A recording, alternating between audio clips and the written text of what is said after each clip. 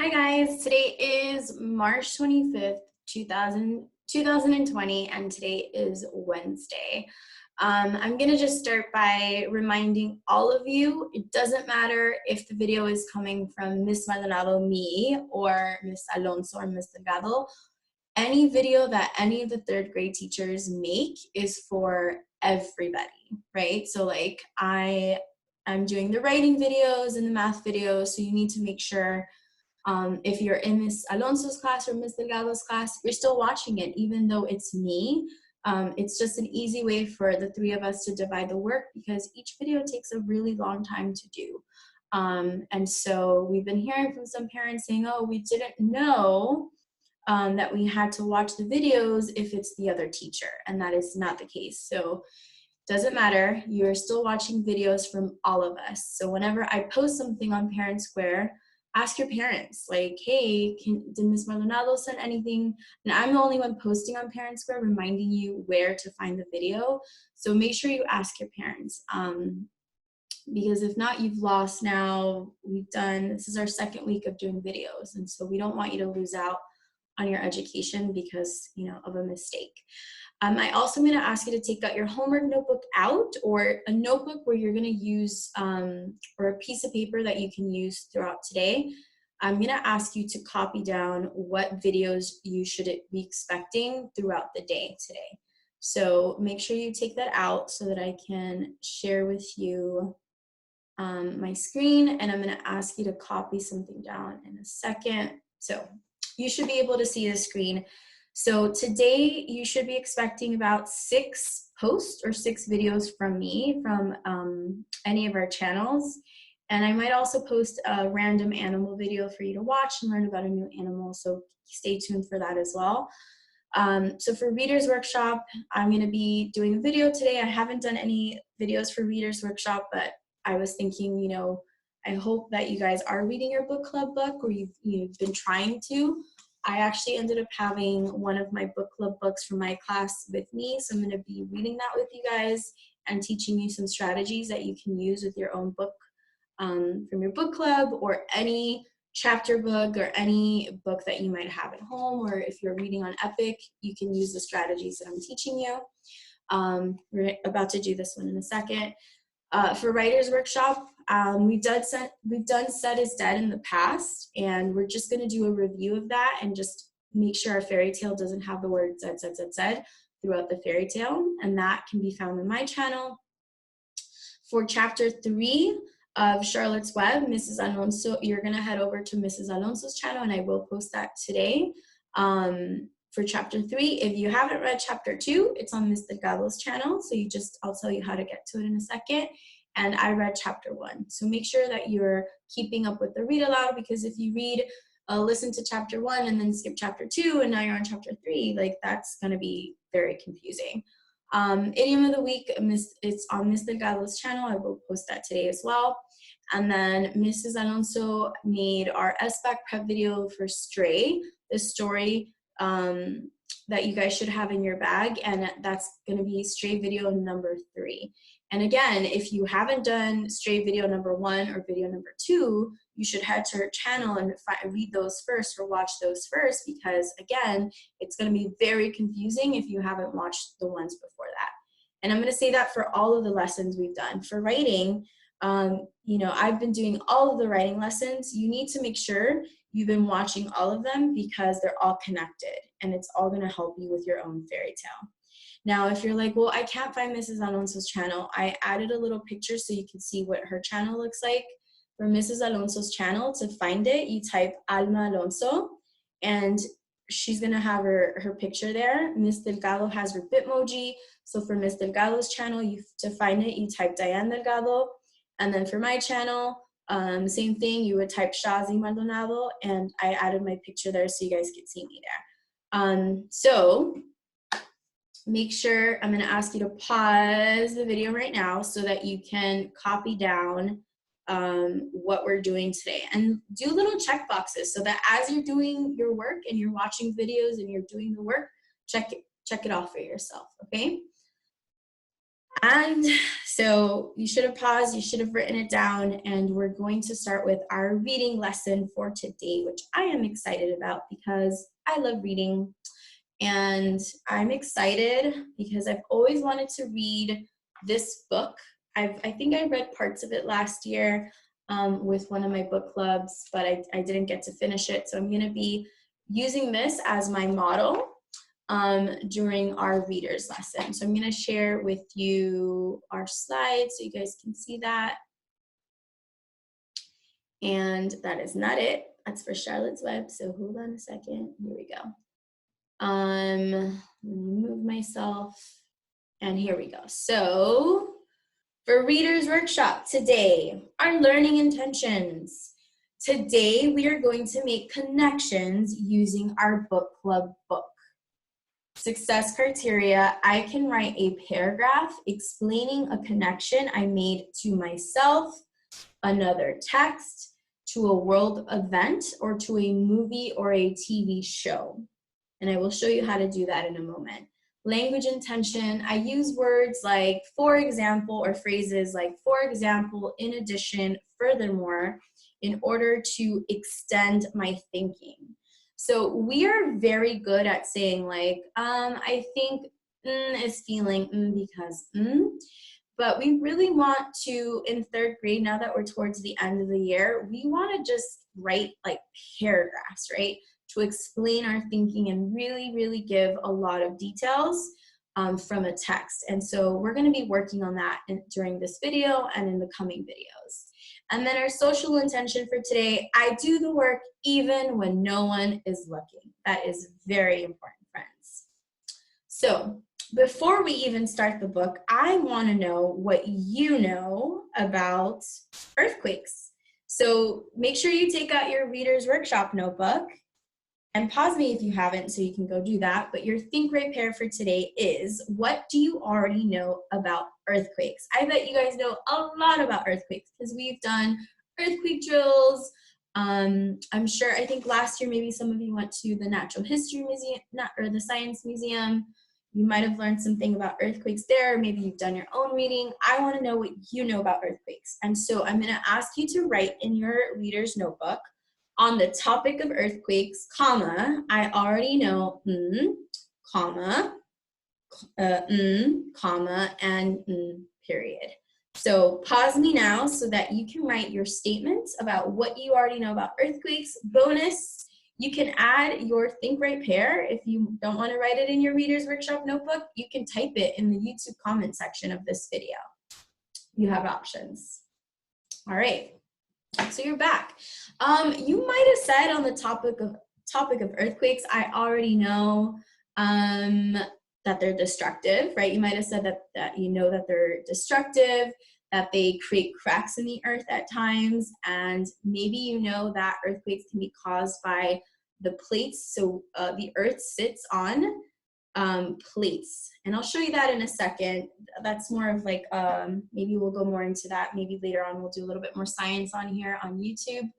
But let me see if I can show you guys the tectonic plates really fast. So it's not like plates, like when you think of a plate for food, but underneath our continents, we have these things called tectonic plates.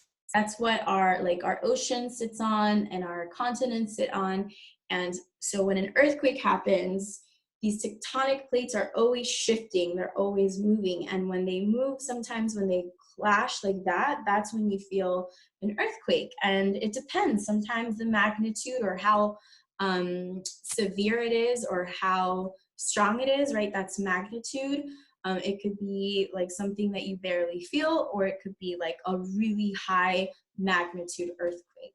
So that might have been some of the things that you mentioned. Maybe you know more about earthquakes, which is awesome. It's a really interesting topic. I remember when I was in middle school, I loved learning about earthquakes. So we started with our Think Right Pair, and today we're going to be making connections. And there's 4 different types of connections that we can make. We can do text to self. So when I do a text to self connection, it's something about my life that I'm relating back to the book. So maybe there's something in the story that reminds me of like a personal story. And so I might write something like, reminds me of another text titled, I just realized I made a mistake, so hold on a sec. So we have text to self. Let's do text to text first, and then text to self. And then I'll talk about text to self first. Okay, sorry, just noticed that. So for text to self, makes me think of a similar experience I've had because. So text to self is when you relate a personal experience back to the book, like something that's happened to you. The first one, text to text, is when you're maybe reading a story and you're like, whoa, that reminds me of another story. So I know in my class, we made a lot of text to text connections with Because of Winn-Dixie, Slower Than the Rest, A Bad Road for Cats, because all three characters felt some type of melancholy or felt some type of sadness or loneliness, and the animals in their lives really brought joy for them, right? So that's an example of text to text. Let me see. Text to world would be like when you connect a story or like a book to something that's happening currently in the world. So like if you're reading a book and maybe it reminds you of like what's happening right now where we can't really leave our homes because, you know, it's not healthy to leave because this virus is going around, that would be an example of you making a text to world connection. And you might write something like, makes me think of, so like, I don't know, I survived the San Francisco earthquake, 1906, makes me think of something that's currently happening in the world, like the virus that's going on, because both earthquakes and viruses can be frightening. People are afraid to leave their home. People feel unsafe, right? That's an example. And our other connection that we can make is text to media. I say, you say text to media. So text to media is when you make a connection between a book and maybe like a movie you've seen or a TV show that you've seen or something on the internet. So the title of the book makes me think of a movie or show called because. So I'm actually going to ask you to pause right now because I do want you to copy this down in your reader's workshop notebook because I'm going to ask you to go back to it for your own book club book or chapter book that you're reading. And do that now. All right, you're back. You've written, you're making connections, and we're going to continue by, I'm going to be reading chapter 1 and chapter 2. And as I'm reading, I want you to maybe think of your own connections that you're making to the text. I'm going to make a connection in a little bit, and I'm going to write a paragraph, and I'm going to show you how to write a juicy paragraph making connections. So right now, all you're going to do is listen. So I'm going to stop sharing my screen so you can just focus on the book itself. So this is called I Survived the San Francisco Earthquake 1906. This is a great series. Like they have tons and tons of books. And this is, the genre is called, right? The type of book or type of the category that this book belongs to is, or genre is called narrative nonfiction or historical fiction. Either one works.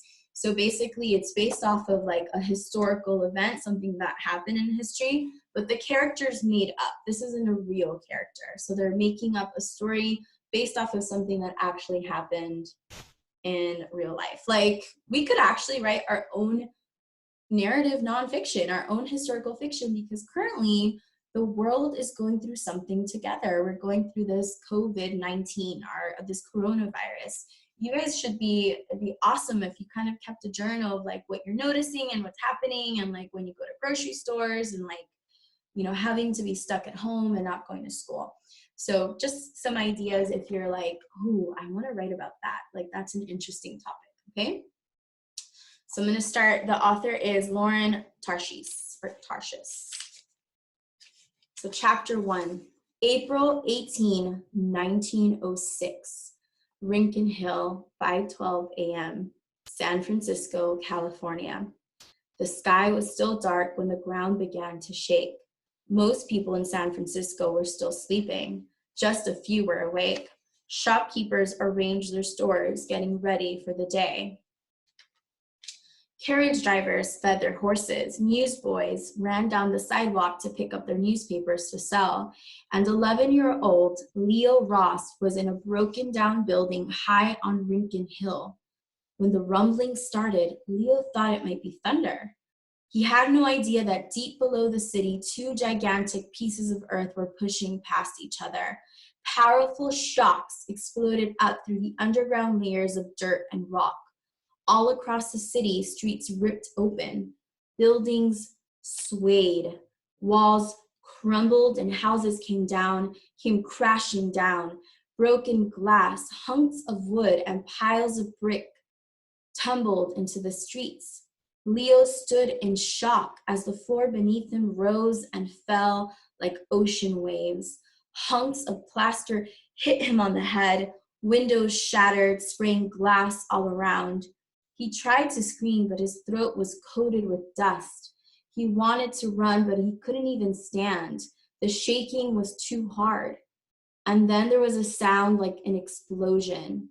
The ceiling above his head burst open. A brick hit him, smack, on the back.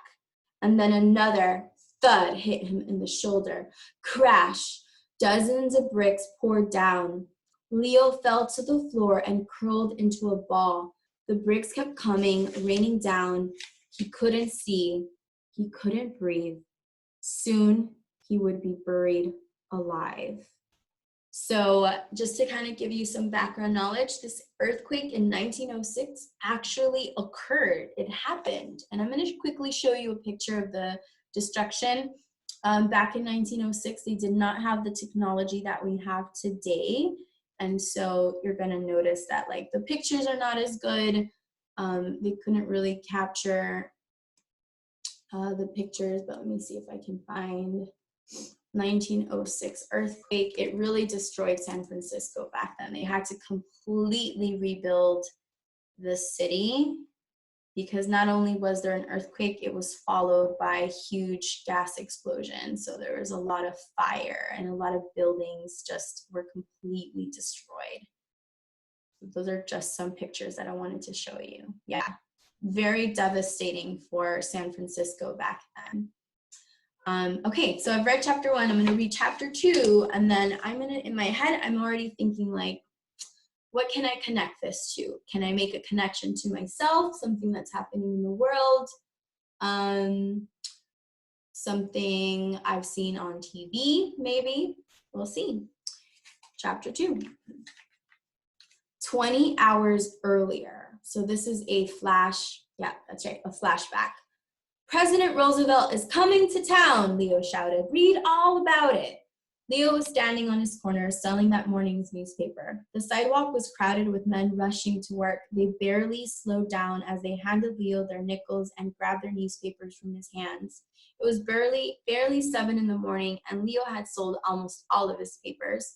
He jingled his pockets, which were heavy with coins. He thought about the fresh roll he'd buy for breakfast, and maybe even some cold milk to wash down with it. He smiled to himself. Papa would have been proud of him. Leo patted his right-hand trouser pocket and felt the gold nugget that he always kept with him. Here's a picture of Leo. So a long time ago, and sometimes in some countries this still happens, but children were forced to work at a young age, and this is a job that children had. They sold newspapers on the street for money, and they would sell it so that they could have money for food. So here's a picture of Leo. It didn't look like much, kind of like a chewed up yellow rock, but it was worth a fortune, Leo knew. Probably he could get more money for it than he earned in months of selling papers. But he'd rather sell his heart than this gold nugget. Leo's grandfather had found it in a riverbed east of here during the gold rush. I'm going to go back a second. So I know this isn't part of the lesson, but I do want you to think about it. So it says here, Leo's grandfather had found it, but he'd rather sell his heart than his gold nugget. So his grandfather passed on a little gold nugget to him, and he said he'd rather sell his heart than his gold nugget. I want you to make an inference about Leo as a character. So I'm going to share my whiteboard. And let's see, I want you to make an, I do want you to make an inference. So when in the text, the author writes, so I'm going to use what she said, but he'd rather sell his heart. Sell his heart than this gold nugget. It makes me think Leo is, another Leo. Leo is because. So pause right now to write this inference down. So when in the text the author writes, but he'd rather sell his heart than this gold nugget, it makes me think Leo is because. Write it down, and I want to know what you think. Maybe write it in the comment section if possible, or maybe ask your parents to send a picture of it. And we're back. You might have said, well, when in the text the author writes, but he'd rather sell his heart than this gold nugget, it makes me think Leo is a good person, or Leo values family over money, right? Because he'd rather keep the gold nugget because it reminds him of his grandfather rather than use that money to like buy something. So you might have said something along those lines. All right, so we're going to go back. Leo's grandfather had found it in a riverbed east of here during the gold rush. He'd handed it down to Papa, who had carried it with him everywhere. Grandpop got sick and died before Leo was born, but Papa kept him alive through the stories he'd tell to Leo. Each night when Papa was putting Leo to bed, he'd take out the gold nugget. Leo would hold it tight in his hand as Papa told tales of Grandpop's adventures, crossing America all alone in a creaky old wagon, almost getting eaten by a giant grizzly bear in the Rocky Mountains, surviving a forest fire in the Sierras, living in San Francisco when it was just a bunch of rickety houses in the mud. You're just like your grandpa, Papa always said. I see it in your eyes. You've got his good luck. You've got his guts. Something remarkable is going to happen to you. I can feel it, can't you? And the way Papa would look at him with shining eyes, Leo did feel it. These past few months since the fever took Papa away, there had been days when sadness would surround Leo, a feeling as cold and gray as the San Francisco fog. So we just found out that Leo's dad has passed away. There was a fever that took him. He'd feel scared and very alone. He'd miss Papa so bad his whole body would hurt. But then he would think of Grandpop, who made his way from New Hampshire to California all by himself when he was just 16 years old. And he'd hear Papa's voice in his mind, bright and clear, telling him that he was lucky and brave and that something remarkable was going to happen to him. Papa's voice was loud and clear on this sunny day. Or it was until Leo finished selling papers. He was walking down an alley, cutting through to Market Street. Somehow he didn't notice the two boys who had crept up behind him. Next thing Leo knew, he'd been smashed against a brick wall and blood was gushing out of his nose. So there's a lot happening so far in the story, but I'm going to make a connection. So I'm thinking to myself, what connection do I want to make? Well, I'm thinking about Leo's relationship with his grandfather. He didn't know his grandfather, but his grandfather means a lot to him. So I'm actually thinking that I want to make a connection to Leo and his love for his grandfather because, well, not all of you have me, but I've talked a lot in my class about my relationship with my grandparents and my grandfather. I had a really strong relationship with him and my grandmother, and they both passed away when I was 18. One passed away when I was 18 and one passed away when I was 20. And it left me very, very sad for a very long time. Even when I think about them today, I still get sad because I miss them so much. They were like my parents. So I'm thinking I'm going to do a text to self connection because it made me think of my grandfather. So this text titled, I Survived the San Francisco Earthquake 1906. And you don't have to write this one down, but you are going to have to write your own.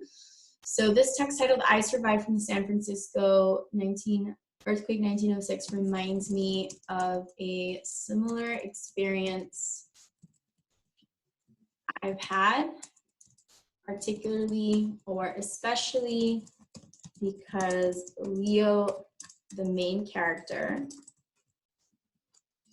has very fond memories of his grandfather, even though he didn't get to meet him.